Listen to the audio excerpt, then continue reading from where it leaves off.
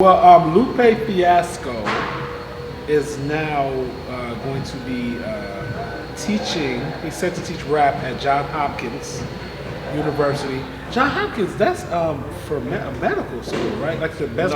No, you thinking John Carroll, right? No. Johns Hopkins is like the best pre-medical school in the country. That's my cousin, man. This Johns Hopkins Peabody Institute. Oh, I just saw Johns Hopkins University's Peabody Institute. Okay, because Johns Hopkins is a medical. Yeah, that's like my cousin went there, Okay. and then she graduated from Yale. So like, shout out to her, Nadia. But yeah, so he's gonna be teaching. He's gonna be teaching hip hop. He's gonna be teaching rap in the institute in the fall of 2025. I was reading some of the comments just because I like going to the comments and people are like, why him? I think Lupe Fiasco is a good rapper. He just really blew me during the pandemic though, when he was trying to act like racism don't exist, and he was trying to act like like when they was taking like this big rightist side, it was just like he was one of them, and I'm pretty like that's probably where he got the job there. But he was just like, but I just feel like because to me racism isn't everything, but it does exist. Yeah. You know what I'm saying? Because I am very annoyed by people that think everything is racist. That they annoy me, but to act like it doesn't exist annoys me too. Yes, you know what I'm saying? Like it's kind of like the same with slavery. Like this, yeah. I know we would like it not to have existed, but it did. Yeah, okay. Because I do hate like when I go somewhere like, cause we black. That's cause we black, and you know it's because you was acting up, you was acting dumb, and you did something stupid. But I hate when like people do stuff because somebody is black and just find, you know what I'm saying, and then be like, well, like, no, they were just acting, like, no, you were just prejudging this person. Because there's always a medium in between. And then he did a lot of that during the pandemic. Okay. And that kind of like blew me, you know what I'm saying? But good luck to him though, if he's teaching rap. I don't understand. It's just a lot being taught now in schools that I be like, they teaching Beyonce classes in school. But I do understand that we are living in history. So teaching these things are part of history. So just to give a little bit more background on it. Okay. So Johns Hopkins University Peabody Institute, he will be teaching these classes in the fall of 2025. As a distinguished visiting professor, he will be teaching rap as part of the groundbreaking new 4-year hip-hop degree program. The Peabody Institute is one of the oldest music conservatories in America, world renowned for its rigorous training and for producing some of the world's greatest musicians. So it sounds like this is like music. Yeah. All right. This is. Go ahead. Yeah. So if you listen to Lupe Fiasco, I mean, I didn't really pay attention to him during the pandemic. So, but I mean, he's very educated. So you could really tell that he's a student of hip hop and a student of music or whatever. And I mean, I feel like with them teaching hip hop in college courses or whatever, it's like I mean honestly I think like hip hop. I wouldn't say right now because I feel like maybe Afro beats is maybe one of the most popular music nowadays. But I mean, hip hop basically rules everything. Like you can turn on the TV, see a Pepsi commercial, hip hop, Coca-Cola commercial, hip hop. Okay, it's just like hip hop. Okay, so hip hop was founded on the struggle of a certain group of people, right? Yeah. And that's what the music is actually. That's what the music was founded on, like in New York. Then it moved over to the West Coast where gangster rap.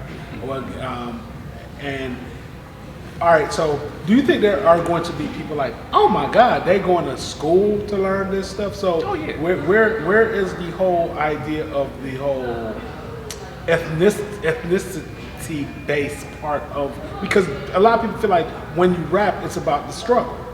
A lot of people feel like if you don't deal with the struggle, but I see that we live in a different time now. They got Iggy Azalea. You know what I'm saying? They got freaking, there's a lot of like rappers that are not like, they've never seen the struggle part. Right. You know what I'm saying? Because other music is not about, like country music is not about, well it is about a certain degree of struggle. It's always a bunch of sad songs in country music. Do they teach country music in schools or stuff? I don't know. Do they teach like rock and roll in schools? I mean, they do teach rock and roll history. in school. What's your opinion? When you first said it, it hit me like, is this a way of schools trying to recruit youths to come in? Because nowadays a lot of young people, you can make money now on YouTube, TikTok. Like school is like, okay, yeah, that's cool, but I can also make money going live and doing my own thing. So I felt like, okay, we're gonna do this hip hop class to try to recruit more students. Or is it a major? Like, is it a major? Or It said like a 4-year. It's a 4-year. Oh wow! So you Degree could like type, major, but what is the chances of these people going mainstream? Like, you spent 4 years studying rap. Mm-hmm. The whole genre is so small. It's not like becoming even a doctor even. Yeah. How do you study that without at least going into black studies a little bit as well? Yeah, like, I think I'm not sure how the classes are set up, but even like with hip hop, I feel like there are a lot of learning points in hip hop because, like, if you do hip hop, you have to, with any music, you have to learn how to structure a song. I'm not sure if mixing and mastering will be part of it, the recording part and everything. Because I mean, like, when you mix and master music, you really have to have an ear to, for levels and all that other stuff. So it's not like a whole bunch of them gonna go to school to be rappers and they're gonna end up being DJs. Yeah, I don't think it's so much focus on, like, I mean, I feel like rap music is an art, like an art form. It's like, it's like writing, like I said, like learn how to structure 4 bars, 8 bars, 16 bars. But is that something like to be majored in though? Like, yeah, that's what I'm wondering because it's kind of like you can major in music and have a degree in music and as a whole. all types of but music. But dude, you can major in anything nowadays. And it just, I think my degree was. Why did I major in this? Because I feel like a lot of times it's to make money off of everything is because I feel like majoring in hip hop, I don't know. I just think that's kind of. I would have to see what happens as far as people getting a job in hip hop and the tenure and the pay and seeing like what actually happens. Like, is this more like a I gotta read more about it. like a hobby, like an intrigue? I would always want to know how hip hop or music But is why done. go to school for a hobby? Exactly. Yeah. So will this give you a job with a company like a. Yeah, but I think with the popularity of hip hop, like you hear hip hop on TikTok, people, it's just like it's so popular. But what's the prosperity of it? Like how are these people gonna prosper by going to school to major in hip hop? Is hip hop gonna save my life? Is hip hop a doctor? Is this a hip hop doctor? And you think about it, they didn't really have to use Lupe. I mean, there's a lot of people who study hip hop for a living and that they could use to teach this, but Lupe was a big name, so I feel like they're trying to recruit students with this. Like, this is hip hop, and we got Lupe. It almost feels like. But can you imagine this one dude, this little kid, grew up like so suburban from Malibu. He's like, I'm gonna go study hip hop. I mean, they do it now. And I'm gonna be the best rapper alive. I'm gonna be the new Eminem. Well, those kids are probably already studying hip hop to a certain extent. Those the biggest so it's just consumers. like the white kids I used to have, the white kids that I hung around when I was younger, they knew more rap music than I did, and they knew that stuff word for word. And they was like, cause I'm the type of person get in the car, I'll say what sound like it. You know what I'm saying? But they like knew it and like they studied. But then I would like be sitting there, and then they'll be talking. It's a true story. I remember Dan. I remember John. I remember all these white kids I used to hang around back when I was younger. And I didn't have kids. We were all in our 20s. But they were like. But what was like crazy to me is like my friends, my black friends. It was like their life. But when I would talk, but with them, when they stopped listening to it, they'll like be talking about a book or they'll be like reading stuff. So it's kind of like they're studying this. You know what I'm saying? But they don't have the love for it like we did. Like I felt that me and my black friends did. You touched on something too, because I remember going to school, like hip hop was life. This is how we learned how to dress. This is how we learned how to talk. If you didn't watch the music videos, then you just wasn't in the conversation. Like music ran everything during my time in school. Dude, I remember I went to HBCU, so like 106 in Park was like in the Union. Chicken in the basement. In the Union every day. And then, you know, based on how hip hop you were, was based on how cool you were. Based on how accepted you were. Based on, because hip hop is it's the structure of how a big part of our culture is. Yeah. You know what I'm saying? Hip hop. And just to add a little bit more, I mean, I understand what y'all saying about, you know, about the music, but it just came to mind when we was talking about it. Just like, I mean, just studying, like, I'm gonna use Bone Thugs and Harmony for an example. Like, if you actually listen to their music, I mean, you got to realize like how they put together their songs, from the lyrics to the harmonizing or whatever. It's like, it's I think a lot of times when we think of rap music, we think of rap music out now. You know what I'm saying? Which is kind of, I'm not trying to down nobody, but it's just like, there's not as much creativity as it was back in the day.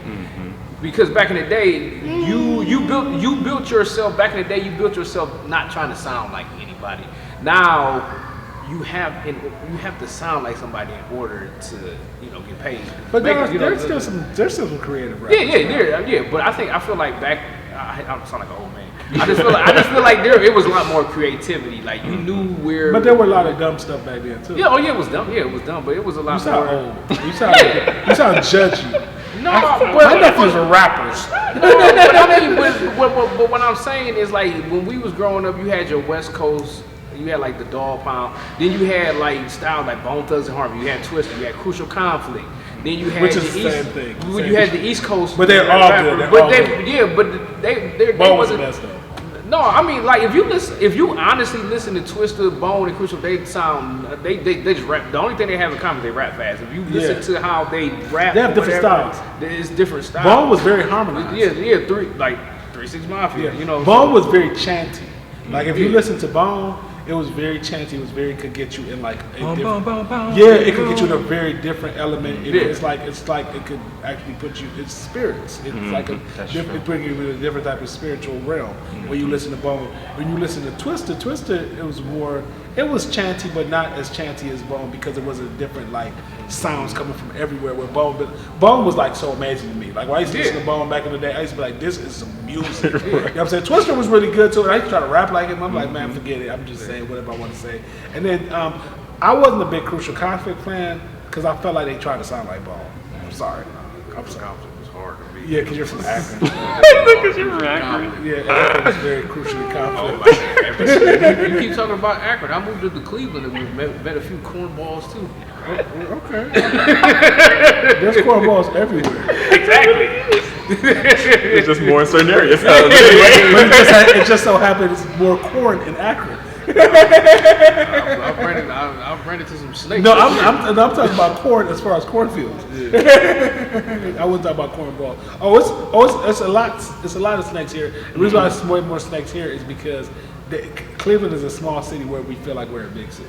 Yeah. So we feel like we gotta do big city stuff. We ain't gonna get into that. Yeah, no, it's a lot of cornballs here because they feel like, and everybody be like, well, I'm a street. No, you just grew up poor, so quit saying that you're a street dude. It's by default. Yeah, that's your parents were poor, and your parents made bad decisions, so that's why you're a street guy. That's for another time. But that's for another time.